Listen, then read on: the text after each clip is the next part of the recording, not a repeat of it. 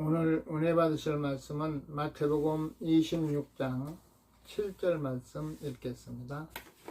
한 여자가 매우 귀한 향유 한 옥합을 가지고 나와서 식사하시는 예수의 머리에 부으니 제자들이 보고 분개하여 이르되 무슨 의도로 이것을 허비하느냐.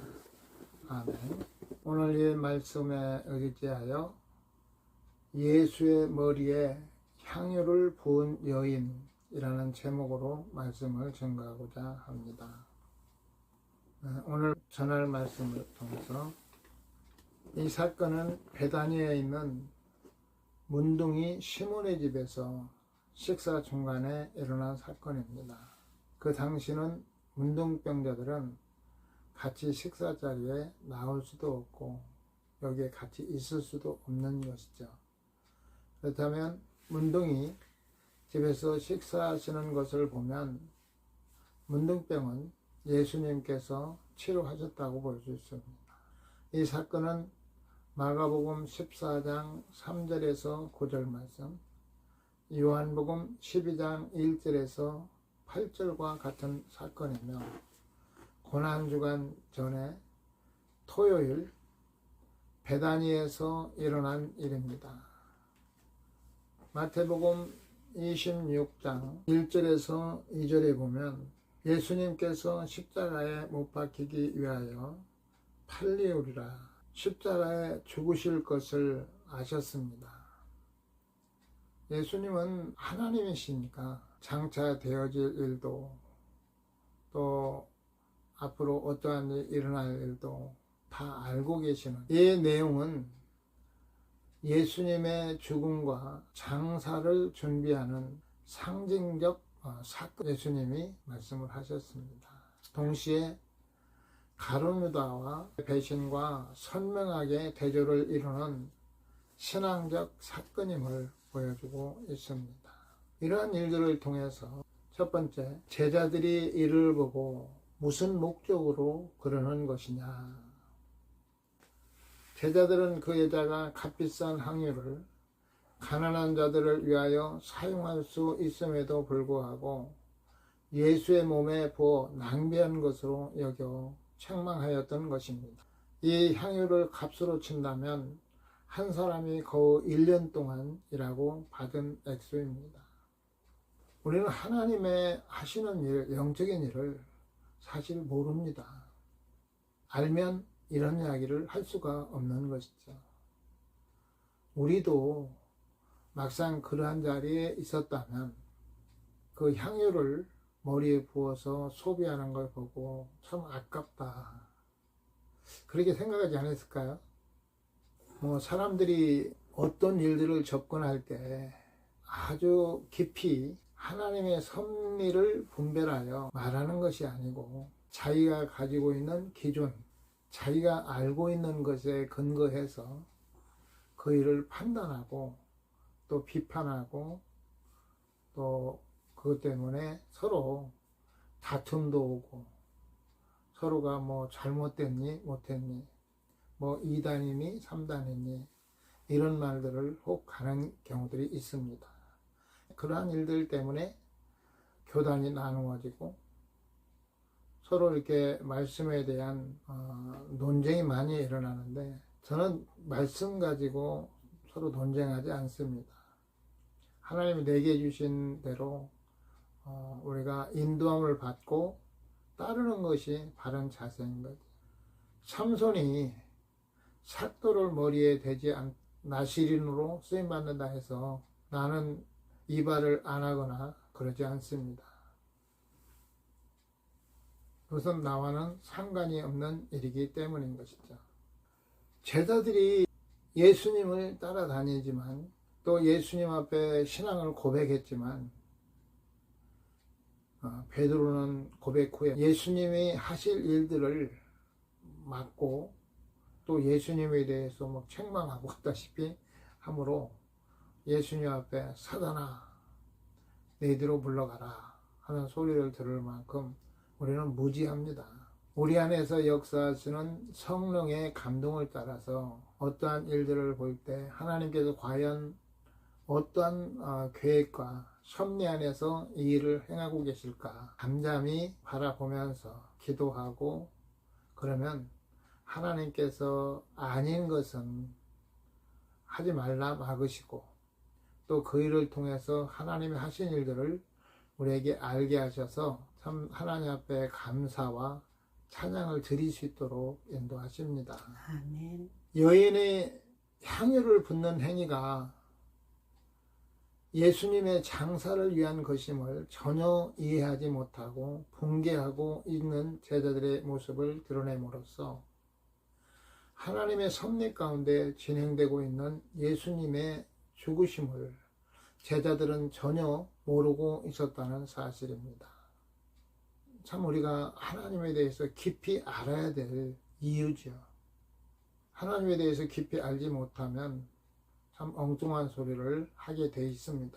요한복음 12장 4절에서 6절은 가룟 유다가 이 향유를 300데나리온에 팔아 가난한 자들에게 주지 아니하였느냐 책망하는데, 이렇게 말하면 가난한 자들을 생각함이 아니요 그는 도둑이라 돈깨를 맞고 거기에 넣는 것을 훔쳐감이니라.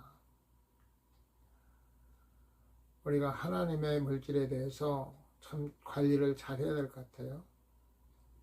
가룟 유다는 예수님이 사역을 하면서 어쨌든 들어오는 그 돈깨를 맡고 있었는데 때로 자기 필요한 대로 조금씩 훔쳐가고 도적질을 했던 것 같아요. 하나님을 따르면서 우리가 부정적인 행위나 이런 가룟 유다 같은 행위는 사실은 엄청난 잘못을 하는 거죠. 자기의 신앙을 유지할 수 없는 까지 갈 수가 있습니다.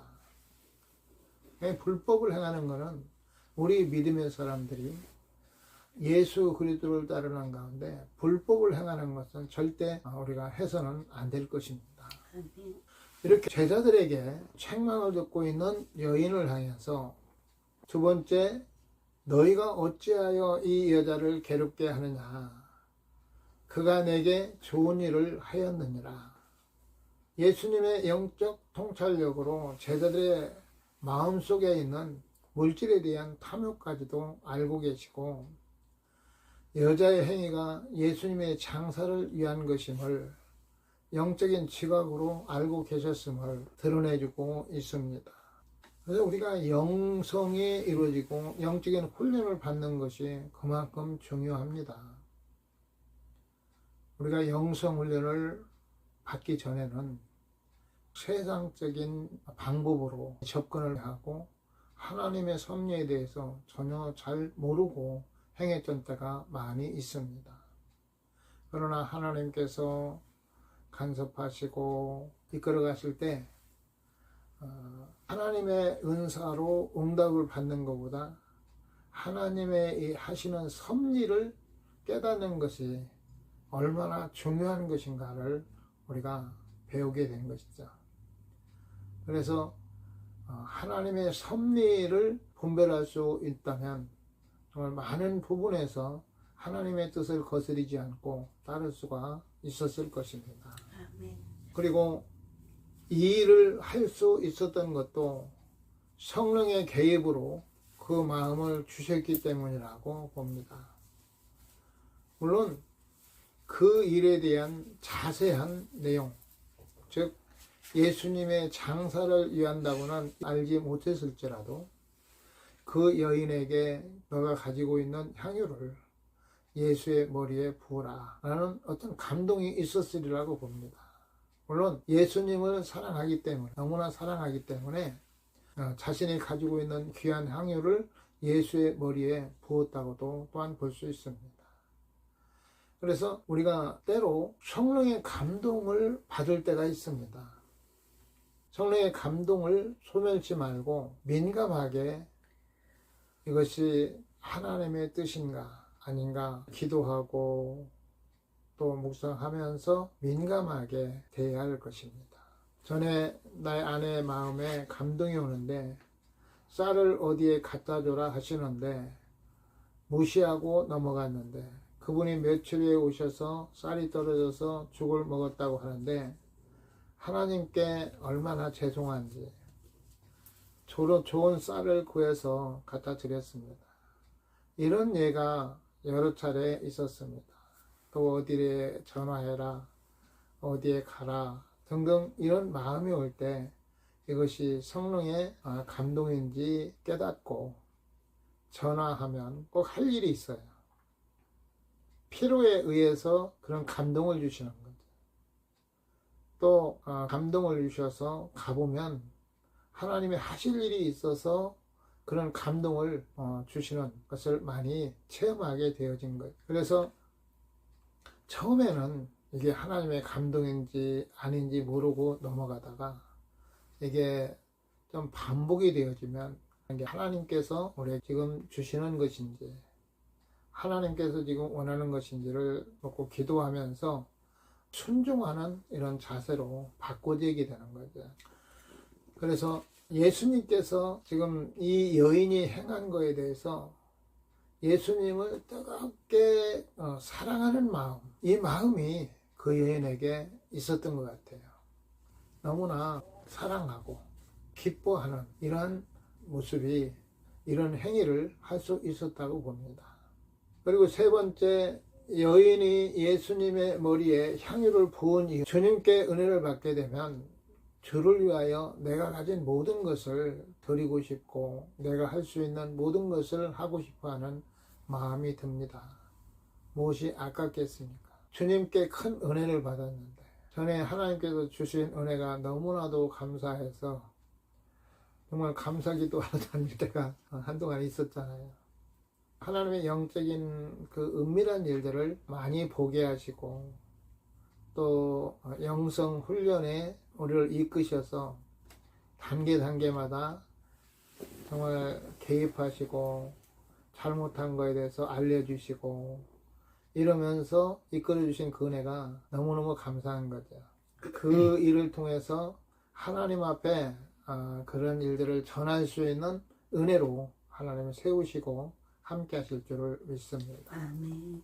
이 여인도 이러한 마음으로 자기가 가진 것 중 가장 귀한 것을 주님께 드린 것입니다. 주님을 사랑하는 자는 주님께 드리는 것을 아까워하지 않습니다. 주님께 드리는 것은 결코 무의미한 낭비가 아니고 허비하는 것이 아닙니다. 주님을 사랑하여 행한 이 일이 주님의 장사를 위한 구속사에 동참하는 은혜였던 것을 볼 수 있습니다. 그래서 우리가 평소에 아주 약한 자, 어려운 자들에게 하는 것이 예수님 앞에 하는 거잖아요. 우리가 믿음을 가지고 예수님을 따른다면서 어려운 사람들을 외면하고 정말 힘든 사람들을 외면한다면 예수님께서 내가 옥에 갇혔을 때 나를 돌아보지 않았고 내가 힘들어서 배고팠을 때 나를 도와주지 않았고 이렇게 말을 들을 수밖에 없는 것이죠. 정말 우리가 하나님의 말씀을 따라서 행하면 비록 우리가 물건이나 물질이 고갈되어 가도 하나님께서 샘솟는 그 은혜로 다시 회복시켜 주시는 그 은혜 가운데 부족함이 없도록 하나님이 인도하고 계시는 것입니다. 아멘. 예수님께 받은 은혜를 감사하며 예수님을 뜨겁게 사랑하는 것은 하나님의 뜻입니다. 우리가 일반적으로 신앙생활 하면서 예수님을 믿습니다 하는 수준에서 거의 이렇게 하긴 하죠. 예수님을 사랑하는 마음으로 예수님의 뜻에 순종하고자 하는 것은 예수님을 사랑하는 것이 없으면 우리는 그 일을 할 수가 없습니다. 예수님께서 오늘 말씀하신 것 같이 하나님의 말씀을 따라서 우리가 행하고 또 하나님 앞에 드리고 하는 것들이 그렇게 쉽지 않잖아요. 처음에 돈이 액수가 작은 거는 부담 없이 드려지지만 이제 액수가 커지고 사업이 번창해 가지고 이제 막 억대가 왔다 갔다 할 정도가 되면 사실 쉽게 드릴 수가 없는 부분이 있습니다. 하나님께서 주신 거에 대해서 진심으로 하나님 주신 것이라고 믿는다면 아낌없이 사실은 드려야 되는데 그렇게 못하는 게 현실이죠. 그러나 하나님은 하나님을 사랑하는 자들이 하나님 뜻대로 하나님 주님을 사랑하고 드릴 때 더 풍성하게 더 넘치도록 채워주시는 하나님이시고 사업이 더 번창하도록 하나님이 일하고 계시는 것입니다. 아멘. 결론은 하나님은 이 여인과 같이 하나님의 기뻐하신 일에 우리가 동참하기를 원하십니다. 아멘. 우리가 알지 못해도 이 여인과 같이 영광된 일에 쓰임받을 수 있는 기회를 주십니다. 우리가 살아가면서 하는 일들을 겪잖아요. 그 가운데서 하나님의 기뻐하는 일에 동참할 수 있는 이런 기회를 우리 가운데 주시는데 우리가 하나님의 말씀대로 살지 못하면 이런 기회들을 잃어버리는 거죠. 그런 기회에 동참할 수가 없게 되는 것입니다. 우리가 알지 못해도 이 여인과 같이 영광된 일에 쓰임받을 수 있는 기회를 주실 때 그 기회에 쓰임받는 자가 복된 자입니다. 특히 성경에 기록된 여인들이 참 다양하게 하나님 앞에 영광 돌리는 믿음을 보였잖아요. 참 그들의 믿음은 대단한 거죠. 이 여인이 행한 이 일에 대해 주님은 복음이 전파되는 곳에는 이 여인의 일도 전파되리라 하셨습니다. 우리는 하나님의 음성을 듣고자 하는 자세가 필요합니다. 마음의 감동을 잘 분별하여 하나님의 뜻인지 아닌지 알아야 합니다. 사단도 우리의 생각에 하나님의 뜻을 거스리는 일을 하게 합니다. 하와에게 일어난 경우가 그렇습니다. 우리가 변화되지 못한 부분들을 통해 사단의 역사가 일어납니다. 사단에게 합법적으로 통로를 열어주게 되는 경우도 있습니다. 하나님의 감동인지 내 생각인지 잘 분별하여 순종해야 합니다. 아멘. 사단에게 통로를 내주는 것은 우리의 혈기라든가 우리의 옛사람에 가지고 있는 구습들이 합법적으로 사단이 일할 수 있는 통로가 되어집니다. 그래서 예수 그리스도를 믿음으로 새로운 피조물로 옛사람의 구습을 벗어버리고 성령의 열매를 맺는 하나님과 동행하는 이런 삶을 사시기를 예수 이름으로 축원합니다. 아멘.